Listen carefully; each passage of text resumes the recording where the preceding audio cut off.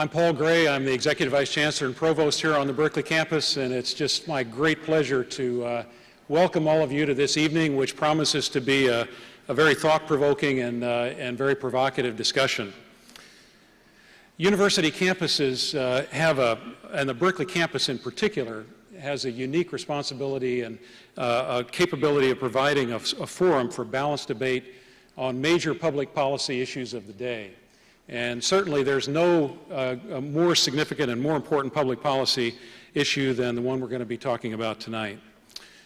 We're really proud to be joining with our co-sponsor of the evening's event, the Commonwealth Club of California, in bringing the second of these Goldman forums to the Berkeley campus to increase public awareness on important issues of the day. And I want to take a second to most especially thank Dick Goldman for his sponsorship of this outstanding series of events under the auspices of the Goldman Forum for the Press and Foreign Affairs.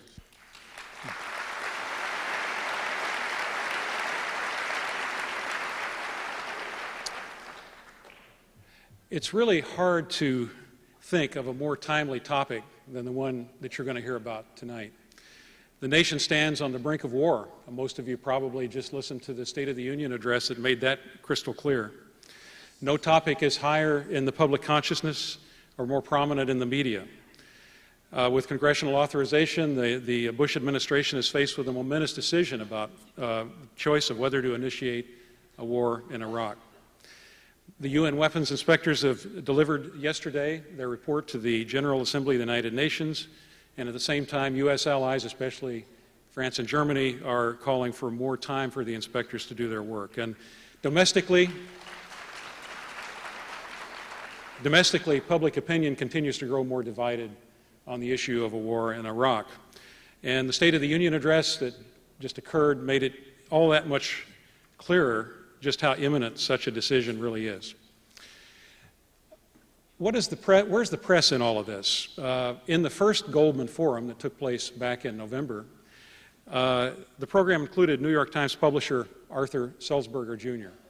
And he said during that forum, quote, "The Times has sought to ensure that an open and honest political debate takes place before the nation decides to go to war, whether or not to wage war. That's our job," end quote. And it's certainly true the press has covered with great detail the preparations for the conflict, all the blocking and tackling that goes along with those preparations. It's saturating the media and is covered every evening on the nightly news. But it might be argued that the press hasn't provided enough examination of the fundamental issues, the basic decision about whether the nation should in fact go to war.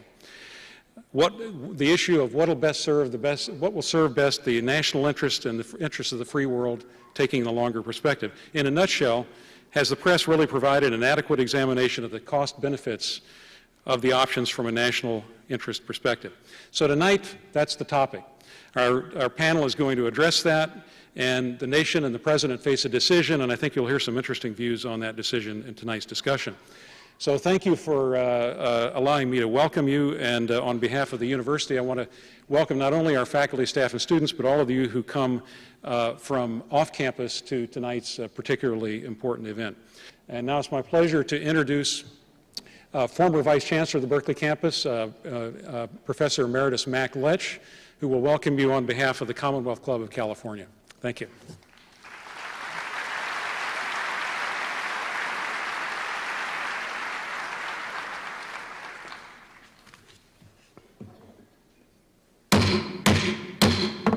Good evening and welcome to tonight's debate entitled, "How Should We Use Our Power? Iraq and the War on Terror," brought to you from Zellerbach Hall on the campus of the University of California at Berkeley.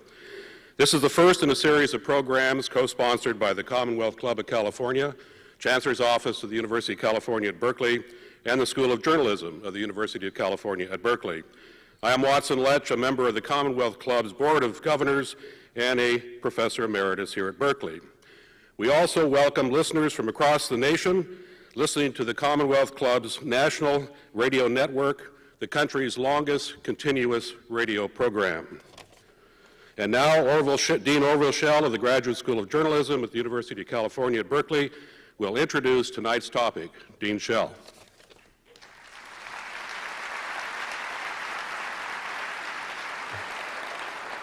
Well, thank you, and thanks to all of you for coming. I think tonight really is one of those moments that we may look back on as a tipping point. This debate will be the first of what I hope is a long series that we will have to cover the important events that this country confronts in the future. As you all know, Hans Blix submitted his report to the Security Council yesterday. Tonight, President Bush made his State of the Union message, and in the days to come, some very important decisions are going to be made, and implicit in those decisions will be a number of assumptions. Assumptions about how this country will deport itself in the world and how it will use its power, whether it will do so cautiously and reactively or more aggressively and preemptively. And this is really the subject of tonight's debate. I just came last night from the World Economic Forum, and I must say the world is in a great state of indecision and discussion over the subject. American officials were very roundly criticized in Switzerland, and I think the coalition of Europe and the U.S. Is in many ways at risk at this tipping point moment. Now let me introduce to you tonight's two debaters. Christopher Hitchens was born in Britain. He was educated at Oxford. He's the author of numerous books, the most recent about George Orwell. He's also a contributing editor at Vanity Fair, and his work appears in many other magazines. And this spring, he will be here at Berkeley as the Eye of Stone teaching fellow. Mark Danner is American-born, educated at Harvard. He's the author of The Massacre at El Mozote, a staff writer for The New Yorker, and a longtime contributor to the New York Review of Books. And he is a professor here at the Graduate School of Journalism and directs this program. So without further ado, let me bring out our two debaters. Now, in order to do this, we're going to flip a coin to see who goes first. We'll start with statements, then with rebuttals, then with counter-statements, and then some general discussion between the debaters. And finally, we will take questions from the audience. And we'll end in about an hour and a half or a little less. So, Mark Danner, Christopher Hitchens, if you'd please come out.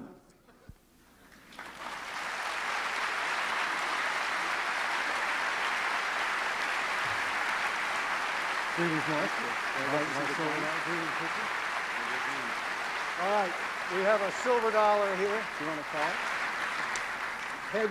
Heads begins. Mark, what do you want, heads or tails? Christopher, would you like to call? Heads for me. Okay, heads begins, and it is tails. So Mark Danner will begin, and It's okay, I wasn't ready. The timekeeper. What was that?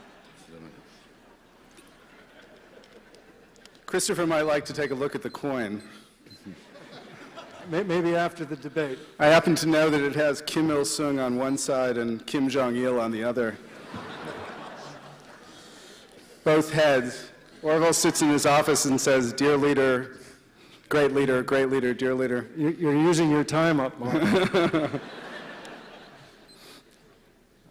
Thank you, Orwell. And thank you to Berkeley, and especially to Richard Goldman for having this event tonight. As we've heard ad nauseum, it is frightfully timely. We have just been gathered around the television set back at Northgate Hall, seeing the President's State of the Union address, in which he, not too fortuitously, addressed our question: how should we use our power? Iraq and the War on Terror. He gave a speech, a very eloquent speech, I think, that was full of fear, and that answered to me what is really the underlying question there, which is, what kind of a country are we going to be, and on what basis will we act in the world? Will it be out of fear and distrust of the rest of the world, acting as a muscle-bound troll, secure in our power, flaunting it, blustering? Or will we act cooperatively, multilaterally, trying to make the world better? We live in interesting times. This is, to my mind, the third time in the last century that Americans have gathered together to address this question. The first time was 1919, after the First World War, when Woodrow Wilson urged the United States to join the League of Nations. He was defeated in that fight, killed him, as a matter of fact. The second was the late 40s, when those people we now know as the wise men, led by President Harry Truman, put together the world system that has led us through the Cold War, NATO, the Marshall Plan, the Western Alliance. We are at work on the same question today, and we're working on it in the shadow of an event that has terrified the country, 9/11, the attacks of 9/11. Since that time, President Bush, with great eloquence and great determination, has put forward a certain view of the world. It divides the world into good and into evil. The United States is here to defend the good and to keep out the forces of evil. He talked about them tonight as the forces of disorder and chaos. Those who are not with us are against us. The war in Iraq, or the proposed war in Iraq, which now apparently has a date, February 5th, or at least a date for its final launching, February 5th, has fit under this rubric. Saddam is an evil dictator. He is erratic. He has weapons of mass destruction.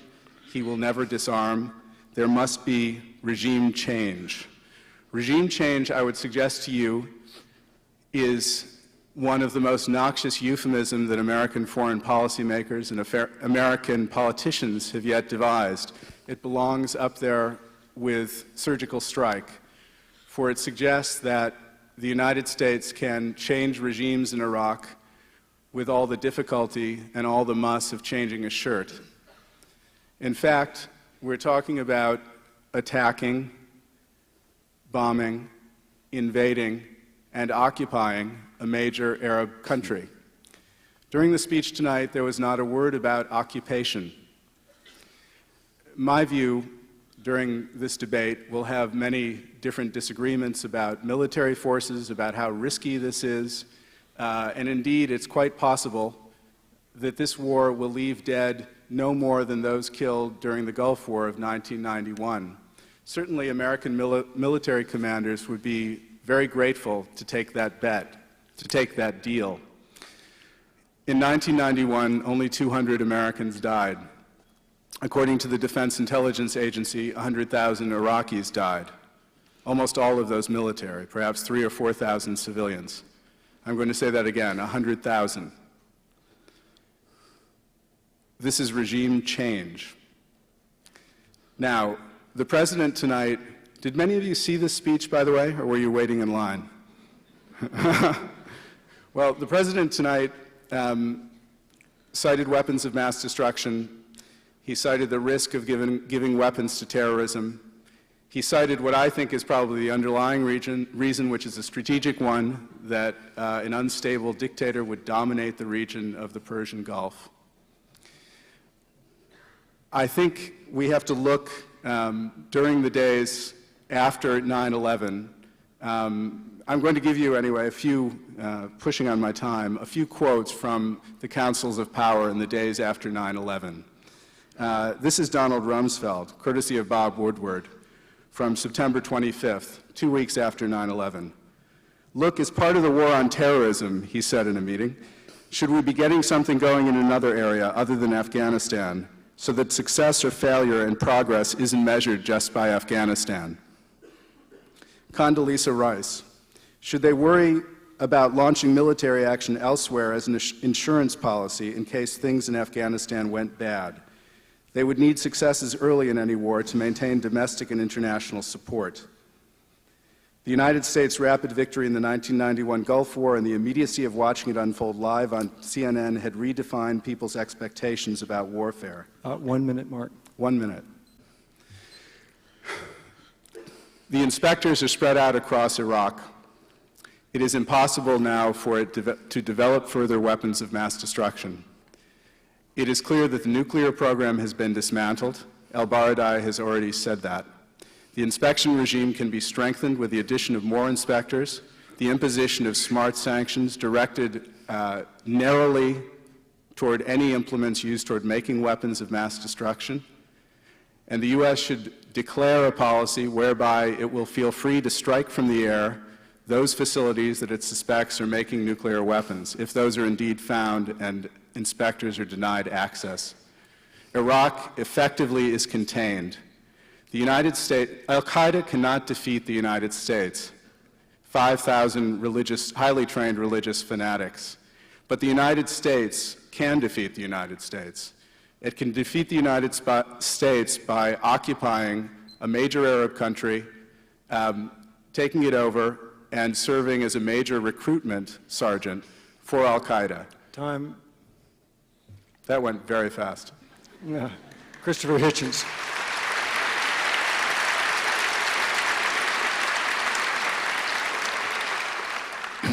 Mark's applause isn't part of my time, I hope. You want quick? I can give you quick. I've written some attacks on euphemism myself. Surgical strike is only the least of them. Collateral damage is obviously the ugliest and the silliest of those. But let me begin. We don't have an actual motion for debate tonight, but we have a topic. And I'd like to have a sense, if I may. I'll begin with a term that everybody knows, no-fly zone. That's the practice by which Anglo-American and formerly French aircraft prevent Saddam Hussein from operating against the Shia or the Kurds. May I invite a show of hands, who would lift those no-fly zones today if the vote was up to them? Okay, no one I can see. Thank you. No, this is all about pluralism. Okay, have a show of hands of anyone who thinks oil isn't worth fighting about. Slightly more. Oil isn't worth fighting about. That's more. Okay, now I know what I'm up against. The no-fly zones, I'll just ask one more question. Who knows whether those have UN authorization or not? They don't, in case you don't know. In other words, what I somehow feel I'm up against is the following. An illusion that is common in the Middle East among people who aren't entirely paranoid, and an illusion that is common also in Washington among some intellectuals who suffer from hubris. And this illusion is the following. It is the illusion that the United States has the power to decide these matters, rather than simply to influence them, that all power rests in the hands of Washington. Unfortunately, to correct the paranoids and perhaps also to redress the hubris of the neoconservative intellectuals, such is not the case. What we were able to do is rather limited. But what we must recognize is that the war, or the engagement with Saddam Hussein's regime, has already begun. The policing of the no-fly zones is a declaration of war. It's a daily act of hostility. The Iraqi regime is within its legal right to try and bring those planes down and enable itself once again to fasten its rule upon Kurdistan and upon the south. But it's prevented from doing so by force. Meanwhile, in northern Iraq, the forces of the Patriotic Union of Kurdistan, who I choose as my side in this because I don't find anything particularly menacing in President Bush saying that sides must be chosen.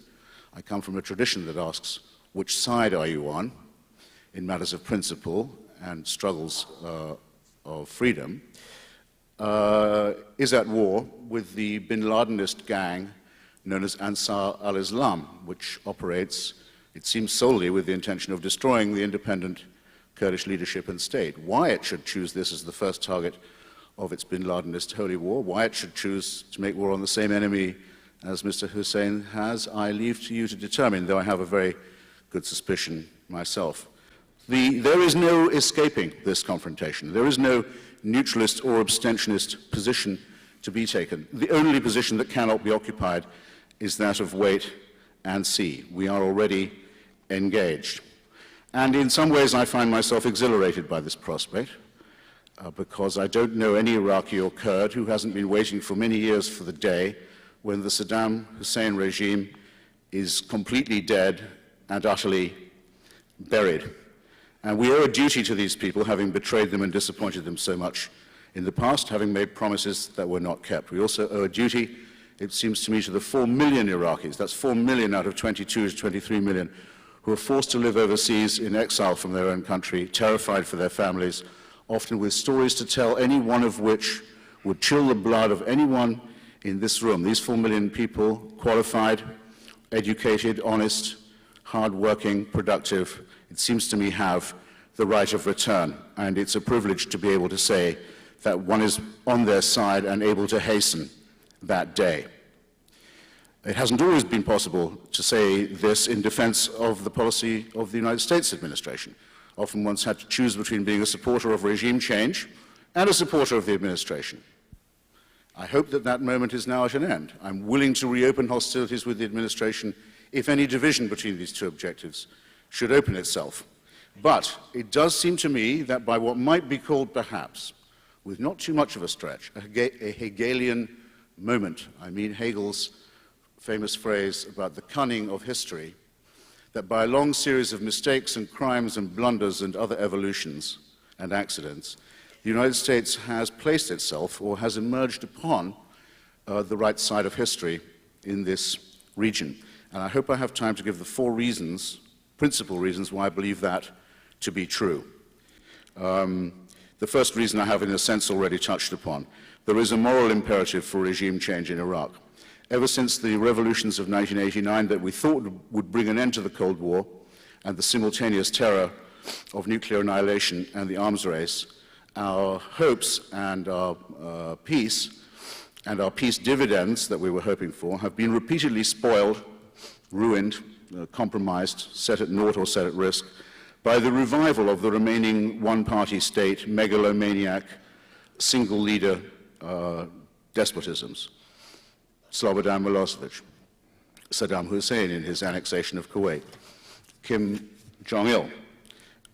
We are not yet through with the discredited idea of the one-party state, the hysterical state of leader worship, militarism, the cult of uniforms for school children, and party salutes, and all the aggression, chauvinism, hysteria, and filth that goes with that. But we will outlive, 1 minute. I think, such regimes, and this will be one of the tests. Second, it's quite clear that the oil resources of the world do not belong to whoever is in charge in Iraq, and we have the right to say that the oil of the region should be declared as common property, and blood for oil was shed when Saddam Hussein was able to gas the Kurds at Halabja and have nothing said by the administration.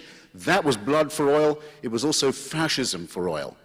That was when blood was shed for oil, when we stood by and preferred the stability of the regime to the matters of principle. On the weapons of mass destruction, I think I'm going to have to reserve my time. It looks as if I might even have to reserve it on international gangsterism and the support of the Iraqi regime for it, though both of these things are susceptible of very strenuous and exhaustive proof. My closing appeal will be this.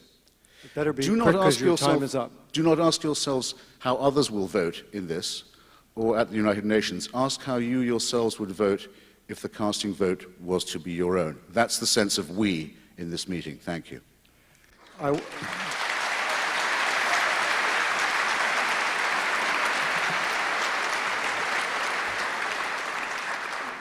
Before we move into the rebuttals, I want to admonish all of you in the audience to please hold your own comments. This debate is being held in the tradition of free speech, and I ask you to respect that.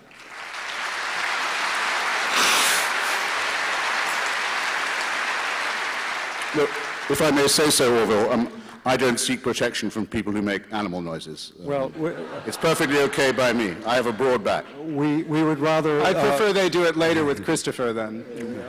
Very well. save your animal noises till after the debate. We now move to 7-minute rebuttals from each of you. Well, I feel like I'm debating Hegel a bit, because though Christopher's address was a stirring one, I'm not sure what the reasons are that were stated for attacking, invading, and occupying Iraq. First, the war has already begun. That is, the no-fly zones are in existence and they're being patrolled every day.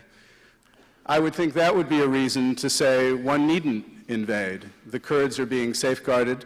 Air defenses are being destroyed when they threaten alliance planes. And in fact, Iraq, however much we talk about an aggressive dictator, is being effectively contained.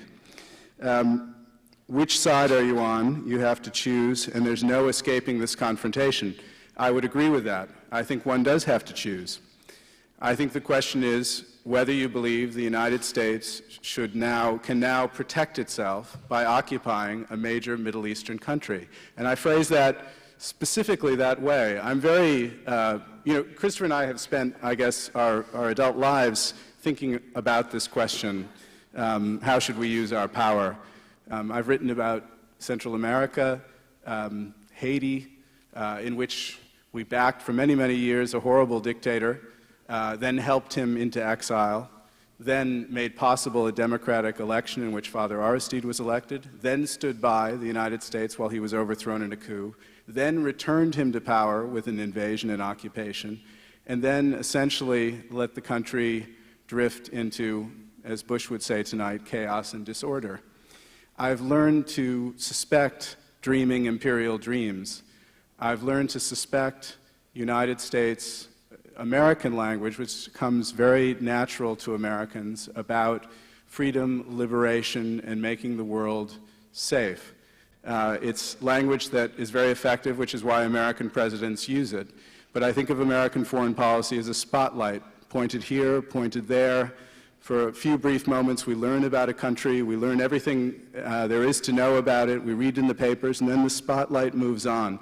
And in the darkness, you find ruins, you find destruction, you find death.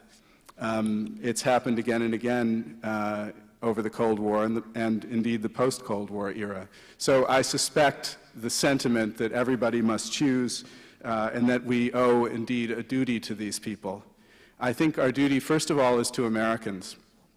First of all, to Americans. And I think the idea that we can spread democracy throughout the Arab world by attacking, invading, and occupying Iraq is a fantasy. I think it is true that there are many, or at least some in the administration who believe this. The Deputy Secretary of Defense, Wolfowitz, Douglas Feith, one could name others, Richard Pearl. It is unclear how much power they have. It is unclear, finally, whether their views will hold and whether, indeed, an occupation will stretch long enough and be firm enough and have sufficient soldiers to bring some kind of new stability to Iraq based on some kind of democratic order, given the sectarian differences in the country, given the history of minority regimes, given that the only nationwide institutions in Iraq are the army and the secret police, which, by the way, are Sunni-dominated, minority-dominated, that is. So to establish a democratic system there is going to be extremely, extremely difficult, and it's going to take a great deal of sacrifice and dedication and money. Let us say these people do prevail within the councils of the administration, that the occupation continues for 10 years.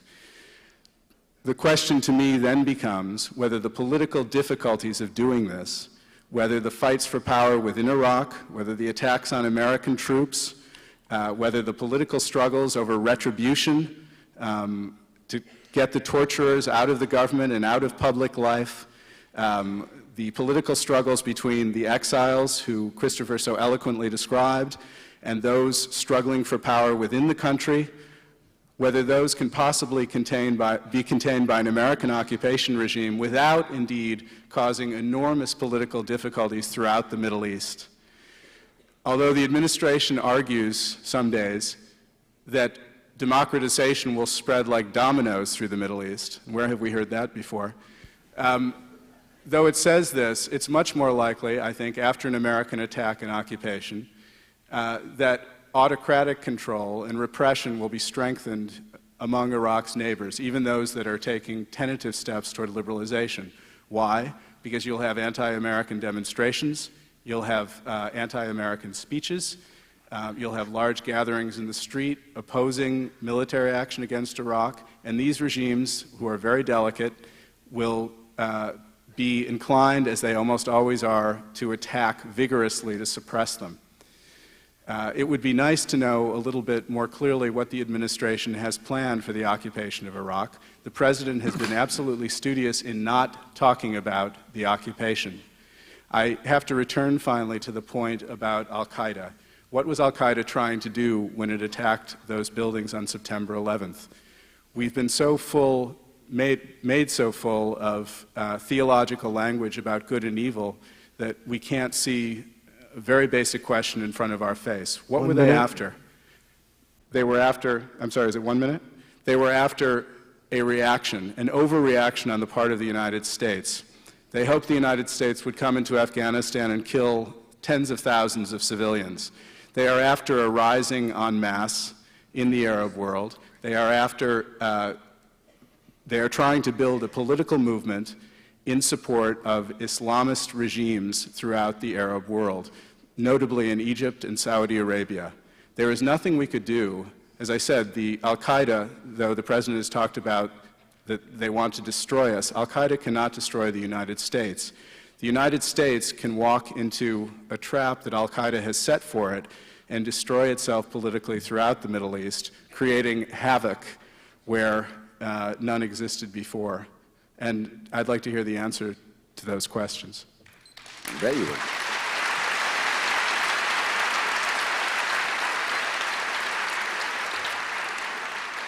Christopher Hitchens, 7 minutes rebuttal. Well, you tempt me to reply by saying where none existed before, but that might be a low blow of a reply.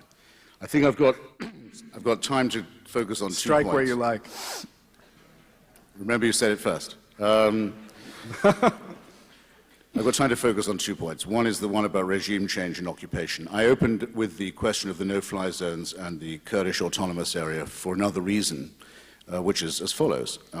Since 1991, in other words, for a little more than 10 years, we know what regime change would look like in Iraq. We can't know everything in advance, any more than the people who urge caution upon us can be sure that their policy would not lead, as it has so far, to calamity. But we can know this. In the most difficult and dangerous and mountainous terrain of northern Iraq, the one most marked by tribalism and clan struggle in the past, and by other kinds of faction, in the area that had been the most cleansed, bombarded, persecuted, and impoverished of the entire country, in that northern sixth of Iraq, we have now 21 newspapers, I think it is, in Erbil, a parliament, several parties, 4 female judges, and the most recent parliamentary debate was on whether or not to abolish capital punishment, even though they hold a number of bin Ladenist prisoners recently caught while attempting to kill the elected leadership of this area. Well, furthermore, internet cafes, free exchange of goods, trade, movement, and so forth, and a certain amount of prosperity to go with. Those of us who talk about regime change, in other words, are not sucking this out of our thumbs. We're not being utopian. The ones who are being utopian are those who believe that by any combination of forces, regime preservation can go on any longer in Iraq. That is the truly idealistic and illusory position. On this matter of containment, therefore, bear in mind, and of realism, self-preservation, survival, deterrence, and the rest of it, bear in mind the following. When he was retreating from Kuwait, when he was giving up his invasion, occupation, and massacre of that country, Saddam Hussein gave the order that its oil fields should be blown up, should be ignited, when he had nothing to gain and everything to lose, and when he had been warned very solemnly by the then Bush administration of dire consequences should he do anything so vandalistic. Nonetheless, he did so. He's continued ever since to risk his own life on a proposition that's now been repeatedly and demonstrably exposed, the idea that he can both stay in power and develop weapons of mass destruction. Clearly, this course of insanity means a great deal to him, and it cannot really be said that a man who's self-evidently now approaching his Ceausescu moment of political and moral and personal and political breakdown is a safe bet. This contingency, the implosion of his regime, is a certainty. That will happen anyway. And it will deliver to the international community an impoverished, terrified, long isolated, and sectarian Iraq. That's in our future too. What then is the course of prudence and caution, so often urged upon us by those who like to employ such terms as if only they understood them? The course of prudence and caution is clearly to be ready with as large a force as may be needful, military, medical, political, with nutrition, with good news, and with every other kind of facility and resource, to begin the long process of the rehabilitation of Iraq, the reconstitution of its oil industry, and the rehabilitation of its much damaged people. This will be a task that will fall upon the international community. In any case, I think the United States administration is to be congratulated for deciding to prepare to undertake this before it will be needed. And bear in mind that no one else could do it, even if the United Nations was to vote unanimously and urgently that it be done at once. It would still be to Washington that they would direct that request. Now, on the matter of will we upset people if we resist them? I've heard this before. I remember being told a few years ago, not that many years ago, less than 2 years ago, if you kill Osama bin Laden, thousands more bin Ladens will arise in his place. I thought not myself. He looks like a one-of-a-kind guy to me, as does Saddam Hussein in many other ways. But I would add, suppose it to be true, though it is not true. If he's not dead, as I believe him to be, he's certainly very much in hiding. If people rise up to take his place, they'll be killed as well. Of that I can absolutely assure you. And there are more of us than there are of them, and we are smarter and cleverer and more tolerant, and we too have unalterable convictions, and we too believe that our culture and civilization mustn't be offended, defamed, raped, and defiled. And we will fight for that. Do you remember? Now, there's the question. Now, Mark Jenner suggested that what Osama bin Laden got, the total destruction of the regime that sheltered him, forgotten now in Afghanistan to the point where it's inconceivable that it could come back. The return of 1.5 million Afghans to Afghan soil, a population explosion of liberated Afghans returning, the utter destruction of the al-Qaeda network in the country, the scattering of it across other territories, the constant harassing pursuit. What he got, and that's what he did get, is what he wanted. He said, you're playing into my hands by doing that. I do not think so. And how, in any case, are we to predict what will offend these people? Has anybody read the al-Qaeda communique, for example, hailing the murder of Australian holidaymakers in the island of Bali recently? Has anyone read the al-Qaeda communique praising and justifying that? I'm sorry that no one seems to be putting up their hand. It's worth reading. What is the reason that it gives? Why must young Australians be burned alive as they're having a dance and a smooch? 1 minute. Why? Because Australian troops took part in the independence process that separated East Timor from Indonesia. Not everyone could have guessed that or seen that coming. But I could have done and did. Osama bin Laden has repeatedly claimed that East Timor has no right to independence because its people are Christian. And Indonesia, remember, is Muslim and should be under the caliphate. So anyone, even belatedly like Australia, who helps the martyred people of East Timor, I use the word martyrdom metaphorically, not fanatically, must therefore be expected to be killed. Such is self-evident. Now, I think I have to therefore leave Mark with two possibilities. One, well, knowing they were going to behave like that about it, we should probably have left these Timorese under Indonesian rule. Not a contingency that I hope recommends itself. Or second, we should ask ourselves all the time what they think of us. I think the time has come, after they've dived planes into my hometown and other people's hometown too, to make sure that they wonder first, last, and all the time what we think of them, and to make sure that we do not reply in kind, but that our reply cannot be mistaken for cowardice or stupidity. Time. Thank you.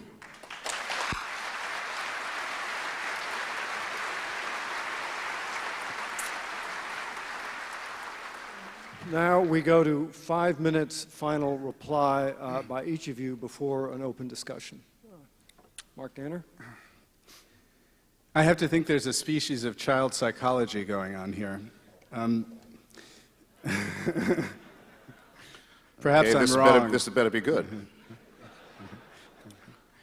we had better not think when we act what Osama bin Laden wants, because if we do, we are doing his bidding and we're afraid of him.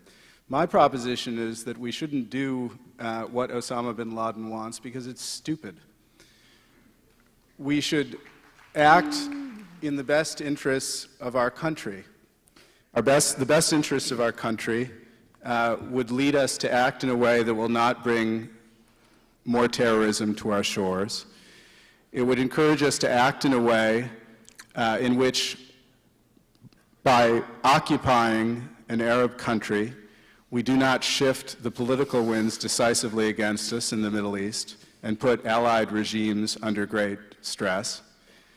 It would encourage us to do what we need to do to fight the war on terror without buying into and participating in the political program launched by Osama bin Laden perhaps a decade ago.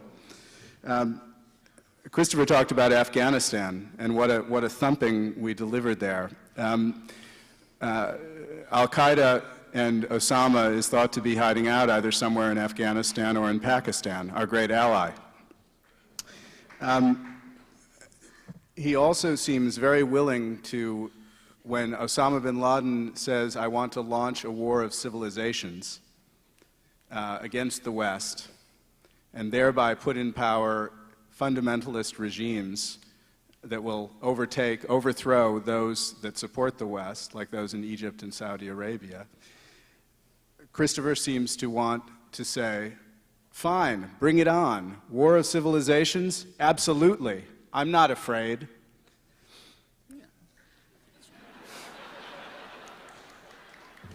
Indeed. If they want one, they can have one. I can only repeat that it seems to me what we are talking about here is intelligent action. To act in the best interests of the country, to act to protect Americans. You know, Iraq now, despite the picture that President Bush drew of it tonight, is a country that is semi-occupied in the south, semi-occupied in the north, with no-fly zones from the west. It is covered with inspectors, with more on the way. The nuclear development program has been fairly decisively declared to be dead. It's true the gas and biological weapons have not all turned up, but I believe that they will, if given sufficient amount of time. There will not be an aggressive attack from Iraq. Iraq is contained, and there are things that we can do with the United Nations and with our allies to make that containment more secure. What can we do? More inspectors, more helicopters, more inspections, and even more vigorous inspection regime that is open-ended, as, by the way, this one is. Smart sanctions, focused on military equipment. No sanctions more on anything that can be construed as humanitarian, which will solve political problems for us, among other things, in the Middle East. Third, a declaratory policy that sites that are not made available to inspectors will be attacked from the air. Finally, a war crimes tribunal modeled on that of The Hague and Arusha on Rwanda, connected with the United Nations, that would bring to bear dossiers on the leading Iraqi leaders, thus putting political pressure on those leaders toward regime change, as we called it, but regime change from within the country. In that war crimes tribunal, it will be quite clear that those who cooperate with the tribunal in accomplishing regime change will have that taken into account by the tribunal. There are ways to devise policies to deal with this country. It is reduced, its army is half the size as it was a decade ago. Its nuclear weapons program has been dismantled. Why do something that will essentially cost a lot of lives and leave us occupying Iraq? Why do we want to occupy Iraq if a year and a half ago, on 9/11, You said, well, the next thing we should do after these religious fanatics attack the United States is go into the Middle East and occupy a country of 23 million for an unlimited amount of time. It would have seemed bizarre. It still should.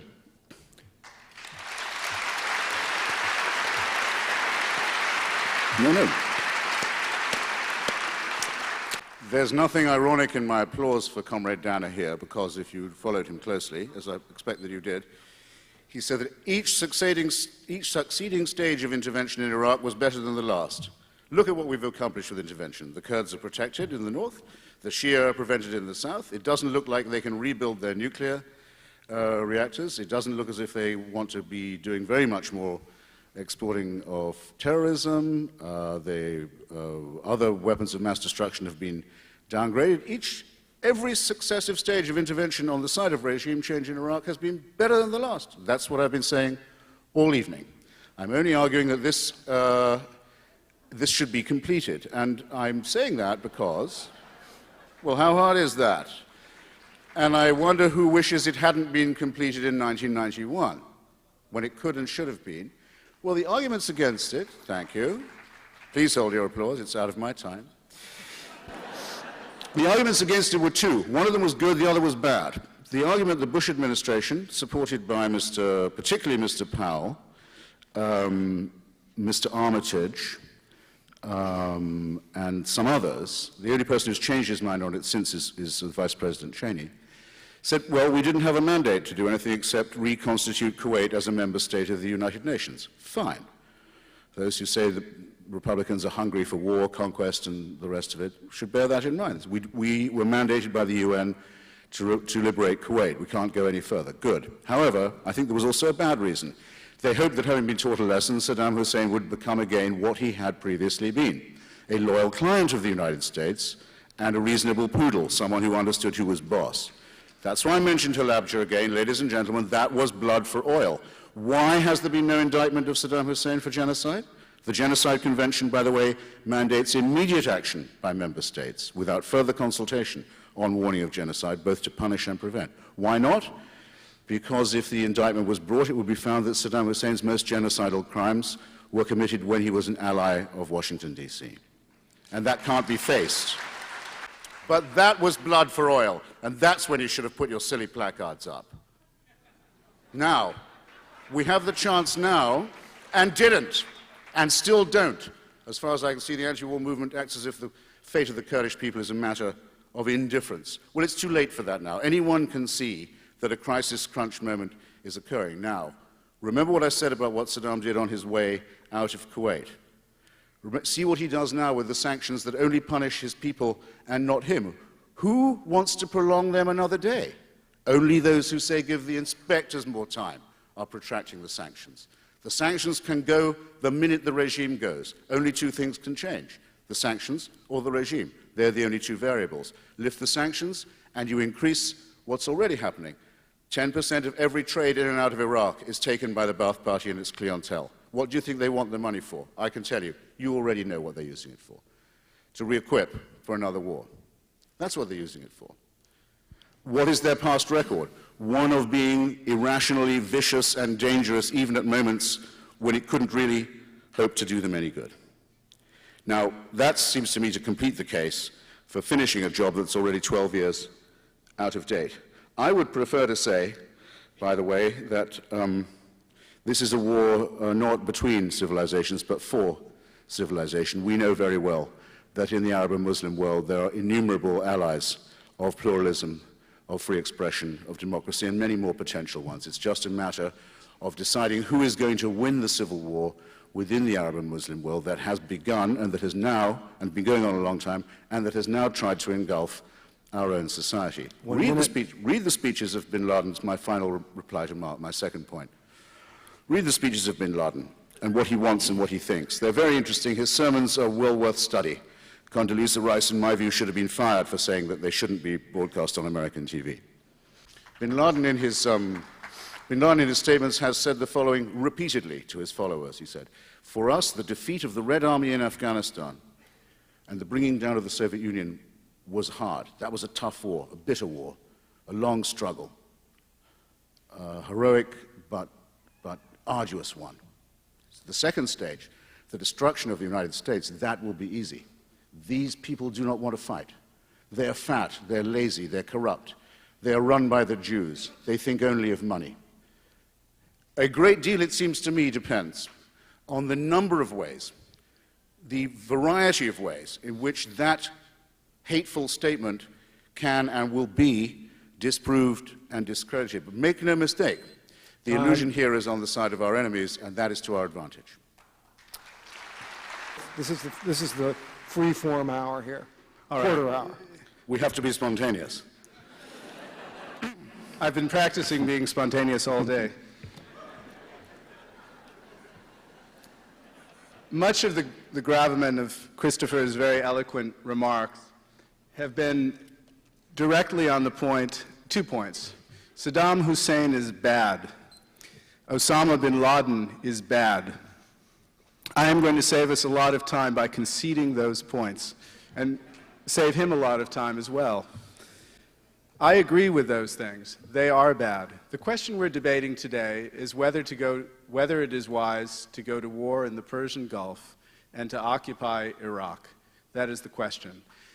The question is how to deal with this bad man, and it is a terrible regime. I'm startled to hear, and Christopher has repeated it a number of times recently, that the regime is imploding, that implosion is absolutely definite. It is about to happen. I'm not sure quite what this means. It may be, it strikes me a little like a policeman, batting somebody over the head until they bleed and then arresting them for littering. Indeed, the regime is imploding, he says.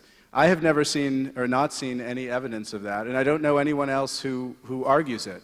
If indeed it's true, and if the regime is imploding because of inspectors all over the country, because of no-fly zones in the north and south, because of diplomatic pressure, then I believe indeed we should let the regime implode and let someone else take power. What I object to is the necessity of invading and occupying the country and constructing a new Iraq. Christopher has been eloquent in describing the sorry history of 1991, when U.S. troops stood by and essentially watched Saddam Hussein massacre tens of thousands of Shia in the south and Kurds in the north using his helicopters. U.S. troops were there. They could have intervened. Indeed, General Schwarzkopf could simply have said, stop, and they would have had to stop. It's possible that that uprising could have succeeded. Why did the U.S. not act then? Where has this recent absolute obsession with democracy come from? I would argue that our intentions in Iraq, though as I've tried to suggest, the regime or the administration is split over this, but our bottommost intentions in Iraq are strategic ones. We don't like this man. He's an unreliable dictator, and we would simply like to replace him with as little bloodshed as possible. They don't have to do with making a new world in the Middle East. They don't have to do with democracy. They have to do with power, strategic power. And I think once you reduce the argument to that level, and I tried to quote a few remarks after 9/11 from Rumsfeld and others that I think confirms it, once you concede that these are the interests, you can argue it on those terms. And on those terms, I can tell you that this seems to me a very futile and possibly self-defeating thing to do politically, particularly since the regime can be handled by a strong containment regime that is already half in place and that can be constructed with the help of the United Nations and our allies. All right, let's get a response here from Hitchens. Well, look, I think for the first point I would say, if I was an Iraqi or a Kurd sitting in this hall, and I dare say there are some, I might be a little nettled by the way that people talk about me as if I wasn't there. The suggestion is that if these people were able to rule themselves or had the right to determine their own future, there would be chaos and inconvenience and so forth, or that they might need a permanent occupation. It seems to me that there's no evident ground for either of those assertions. I repeat, in the most difficult and dangerous and mountainous area of the country, there is self-government by the Kurds. It's not under occupation. It could very well be that the additional decade of misery, 12 years of misery and shame and bankruptcy and murder and terror that's been inflicted on the remainder of the country will require some kind of guardianship, stewardship, trusteeship, I don't want to say mandate, but you know what I mean, in order for the repair of the society to begin, for the refugees to be allowed to return and resume work, and for the oil industry, which is now working on 20-year-old equipment, to start pumping. And when that day begins, ladies and gentlemen, when that Iraqi pumping starts again, and when they can call their oil their own, and when the oil isn't being used for the financing of a parasitic, sadomasochistic Caligula and his system, another good thing will happen. The Saudi Arabian oil monopoly in the region will be broken forever. Is there anyone who doesn't look forward to that day? Or to being able to speak to the Saudis in the language that the administration should already be and have been employing to them?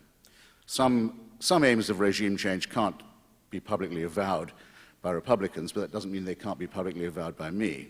I hereby do so. Now, the word inspection is a ridiculous word in this context.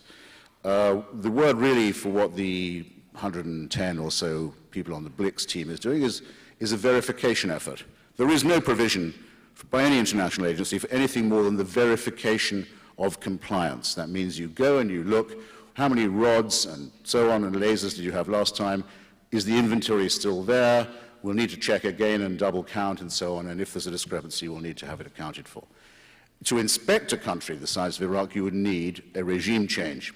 You'd need to be the government of Iraq in order to verify what's happening at every site, and that seems to me perfectly self-evident. Furthermore, Kofi Annan, who's not the sap that some people take him for, but is certainly not a hawk, did want to reappoint Rolf Ekéus, the very distinguished Swede, and great international diplomat and civil servant, who conducted the inspections under condition, I might add, of a military occupation, which was all that made them possible, in 1991, and verified and blew up more weapons of mass destruction than had been destroyed in the war.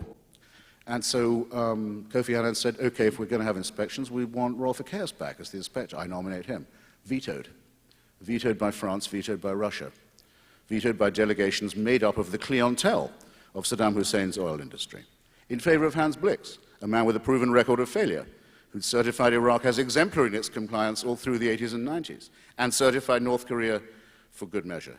Ladies and gentlemen, come on, this is Berkeley. We don't have to take anything at face value. Mark? It's a scandal, and I would add that for either France or Russia, faced with a 15-0 resolution that says this resolution stands until or unless it is materially breached, to threaten by any one vote to nullify it, to negate that resolution, is to be unilateralist. And I'll be very glad the first day I see the word unilateralist in the same sentence as France or Russia in the New York Times. Jacques Chirac, a man, I'll just say this. I think it's in Flaubert's Éducation Sentimentale. There's a banker. I think his name is Monsieur d'Alembert. At any rate, it is said of him by Flaubert, a man so corrupt that he would happily have paid for the pleasure of selling himself. Jacques Chirac had to run for re-election. All right, Mr. In order to Hitchens, stay out of jail for corruption, which included bribes from Iraq. Let's remember this is the interactive is unilateralism, session. and it should be opposed by American internationalism. Thank you. All right.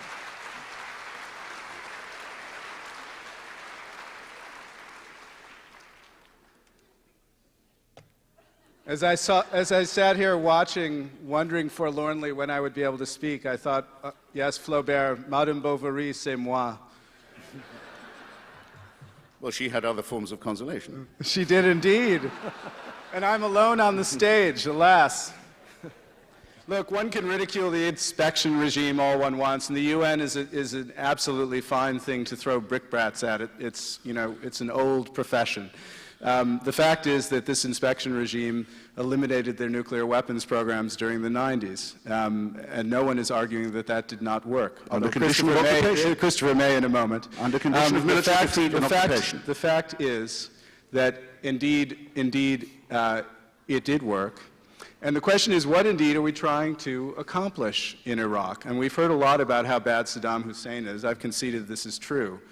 The question is this what this is about? Do we want to invade to remove a bad man who we don't like?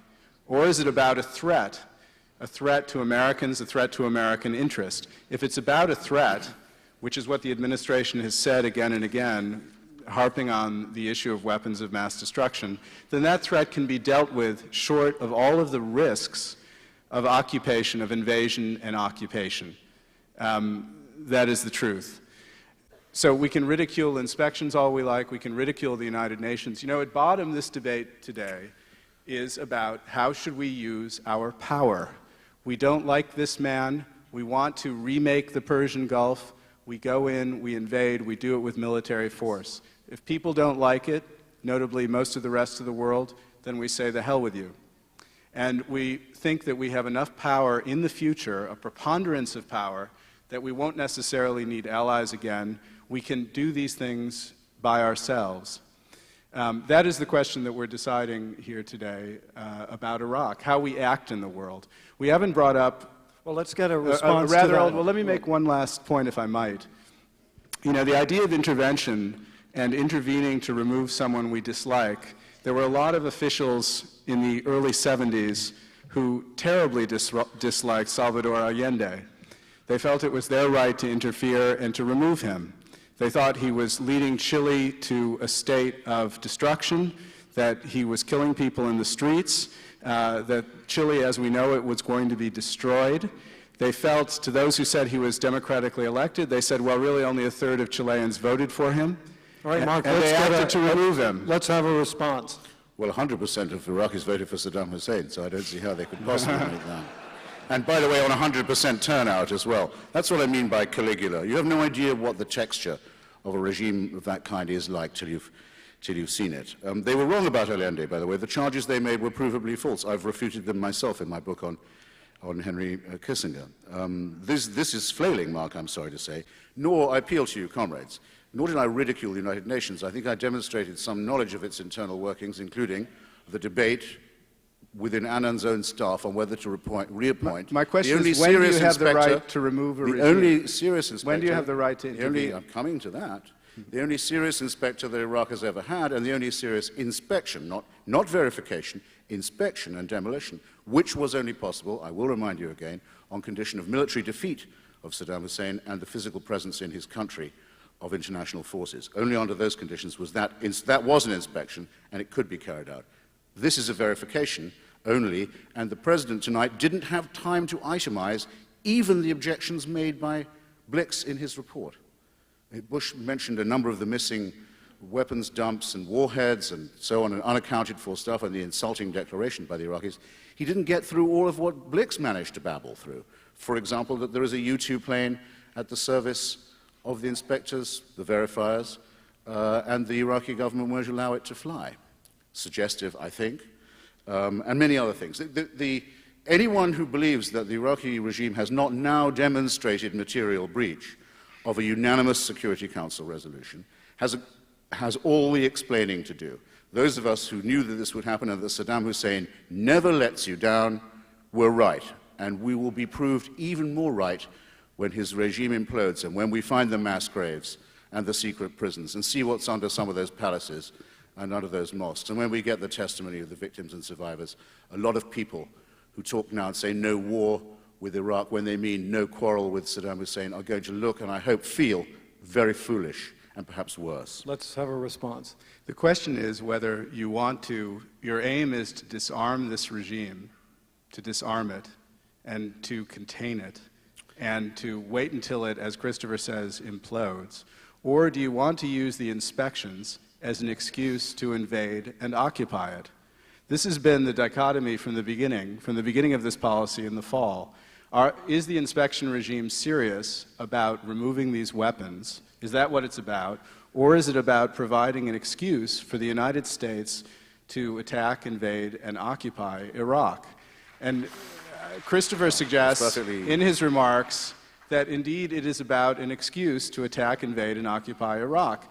And the legalisms, you know, he's willing to state all of these things. I mean, we can talk about Blix's report, who supported, he did support very strongly continuing the inspections, as did El Baradei. It's not his job. It's not his job to make that recommendation. He exceeds his brief. Mr. Blix is not obliged to give advice of this kind, of war or peace. He's obliged only to say The whether point Iraq is that complies he or not. emphasized that they had had access to the sites that they demanded. One gets in a position of simply arguing for the Iraqi regime, and I'm not here to do that. I wouldn't do that if I was you. I will not. I will not indeed. But the question again is, do you want to disarm him? I mean, are you taking this at face value, that you want to disarm this regime and take its claws out and take whatever threat that remains in it away through a multilateral process using our allies and their support? Or do you want to make war? And do you want to use the United Nations resolution as an excuse to make war? And indeed, the latter, I think, is true on Christopher's part, and that is a position. But I don't think one can really, in the end, base it on the United Nations process, because there is a process out there that will protect the United States from Saddam Hussein. It's working. And it's interesting that, the European allies, a lot of other countries do not feel the kind of threat that we seem to feel in Washington. They are a lot closer. They are a lot closer. So we're back again to the question of how do we use our power? How do we use our power? Do we say this man is bad, we're going to invade the country, occupy it to hell, launch the torpedoes, and we'll see. If the occupation's difficult, if the reconstruction's hard, well, we can get out of there, as we seem to have done partly in Afghanistan. Well, we'll create the damage, but in the end, we can leave. We can come back to our shores. Or do we address the issue that supposedly is threatening us, which is weapons of mass destruction? If that is the issue, we are able to do it. If the issue is bringing democracy to the Middle East, then we're talking about imperial dreams that we've been warned about again and again. John Quincy Adams, in a famous quote of mine, said, "Go not abroad in search of monsters to destroy." Why not, he said? In the end, America might become the dictatress of the world. She would no longer be the ruler of her own spirit. In the end, this has to do with us, with our attitudes toward the world, with how we act in the world, and how we behave in it. Okay, a short reply. Well, I'd warmly second that, and I think it's a happy series of coincidences, as well as some very unhappy elements of history, that have brought the United States to the point where it is objectively, and now decisively, on the side of regime change in Iraq. I don't stipulate war. I don't stipulate invasion. I don't stipulate occupation. I stipulate the United States should be on the side of regime change in the region, and you know as well as I do, as well as everyone here does, there wouldn't be a single verifier or inspector in Iraq if it wasn't for the absolutely believable threat of force. Indeed, there wouldn't even be a resolution addressing Iraq's violation of all these codes, treaties, and resolutions, and I myself believe, and will state again, that Iraq's repeated defiance of all these resolutions on genocide, on human rights, on weapons, and on the respect of the borders of other countries and the support for international terrorism, if allowed to continue, would be a far greater negation of the principles and the practice and the institution of the United Nations. If you are not for war, but for regime change. Than any speech made by... War, Mark, requires that two countries pit their armies against one another for indefinite combat. I'm willing to bet you now and anyone else here who'll take my wager, there will be no such engagement in Iraq. There will be redefining there will be a military, words. there will be, you said war, not I. I haven't used the word war all evening.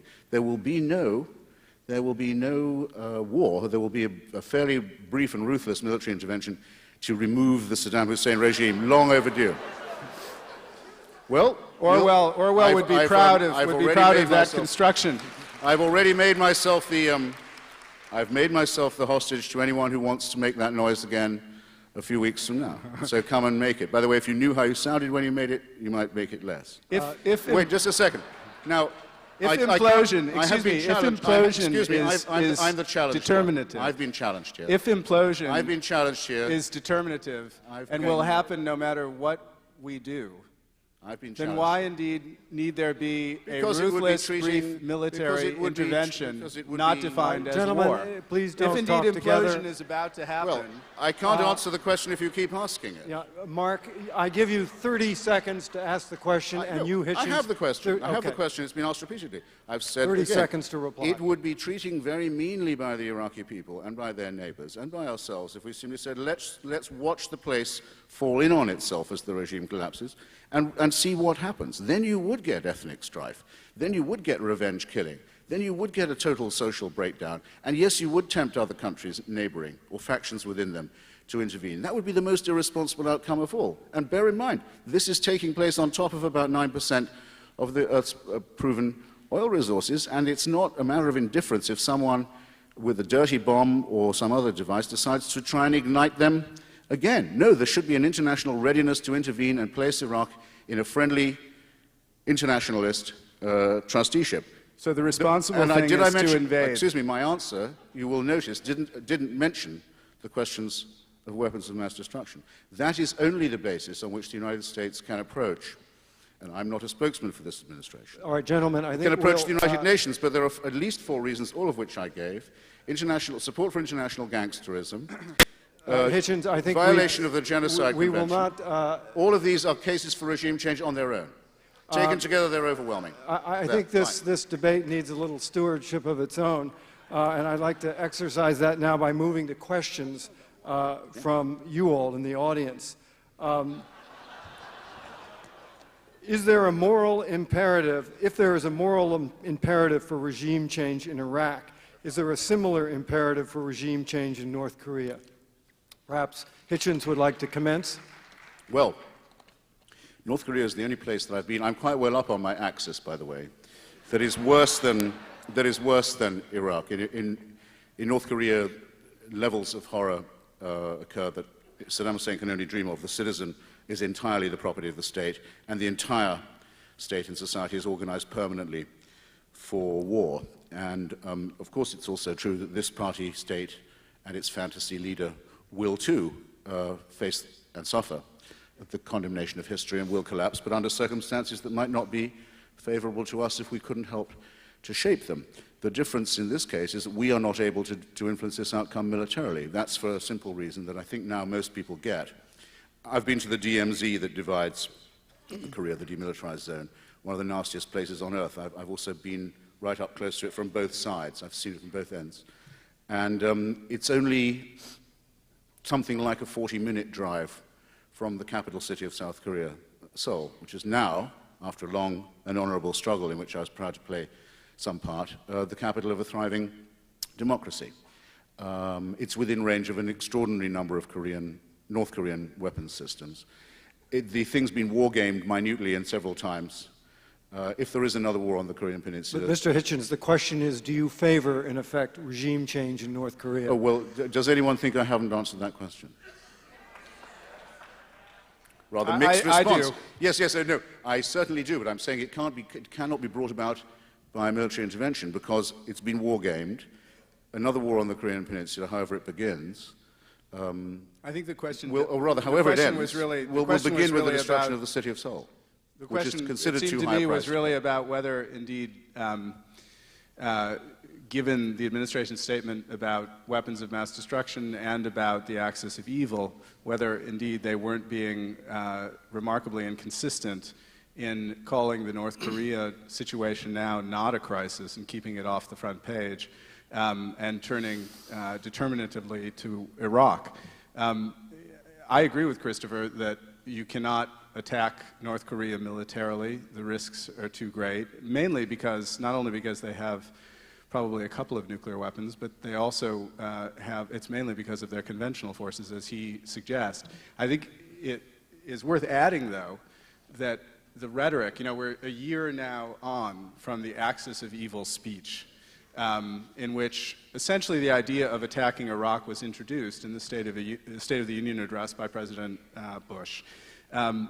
During that time, the North Korean situation has declined precipitously, and as inspectors in that time have moved into Iraq and troops have surrounded the country, Inspectors have been thrown out of North Korea. It has withdrawn from the Non-Proliferation Treaty. Nuclear material that was under seal and under observation has been taken out. We don't really know what has happened to it. It could be right now being formed into nuclear weapons. The country has probably the capability of producing a half dozen or so a year. And the Bush administration has presided over an ideologically fueled disaster on the Korean Peninsula, largely because of their aggressive language, because they seem to have thought they could deal with this problem by yelling about and denouncing Kim Jong-il and not dealing with it diplomatically. That strikes me as a much more dangerous to the U.S. interests, dangerous to our allies, situation that we're essentially keeping on the back burner. Indeed, we found out about the uranium program that was started there in October, and it was kept from Americans for a period of weeks while the congressional vote on Iraq went on. Mark, while let's the debate now went on. have a quick, I yield 30 seconds to Hitchens to reply. Listen, I urge you, listen to Mr. Tanner. North Korea threw out the inspectors, resumed production, put the uranium rods back in to the reactors. Did this under an inspection regime. Not a very high vote of confidence in the ability of inspectors to stop proliferation. That's a ridiculous point. And it did they pulled so, out and of the inspection regime. And it did they this. pulled out of the inspection regime. Yeah, they pulled That's out. an absolutely ridiculous, I said they threw ridiculous out, argument. I said Let's take turns. Stop it. Wait, no, I'm sorry. I didn't, that wasn't 30 seconds. The nuclear material was Mark, contained for a half dozen years. Mark, let Excuse me. Hitchens have his 30 seconds. If I began by saying they threw out the inspectors, it seems to be otiose of you to say that they also withdrew from the inspection regime. I'm sorry. This was all done, this absolute violation of what had been an inspection regime, all done under no military threat of any kind from the United States, and it was a process that was begun during the so-called sunshine diplomacy of a man I consider to be a great man, President Kim Dae-jung. All the time that every inducement and every kindness was being shown towards the Kim Jong-il regime, this process was going on that's now just been consummated. It seems to me exactly to argue against the reliance upon trust, upon inspection, or upon verification. These things all exist at the whim of one-party madmen who can negate them at any moment. We no longer wish to live at their whim. This is Mark, a ridiculous... very brief reply. I want to move on to other questions. Look, this is a ridiculous argument. The fact is that the regime in place kept this nuclear material under observation for, 8 years? And it worked. It worked. To say that because you can throw out inspectors, that proves that the inspection regime can't work, is to say that the Non-Proliferation Treaty itself simply doesn't work. And without the Non-Proliferation Treaty, we would have nuclear regimes all over the globe. Megalomaniac one-party states. Gentlemen, I think that we are going to end this question here because you can go at it backstage afterwards. Let's move on. Oh, boy. Why is it proving so hard to build a multilateral coalition behind this war? Mark, let's start with you. I think a lot of other people think it's a stupid thing to do.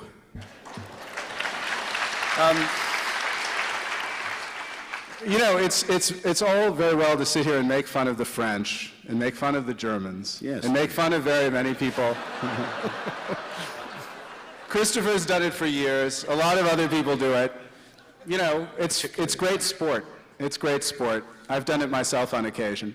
But the fact is that these countries, and also to say, well, their motives have to do with the oil contracts. That's actually why they're acting, as if the United States didn't have similar motives in Iraq.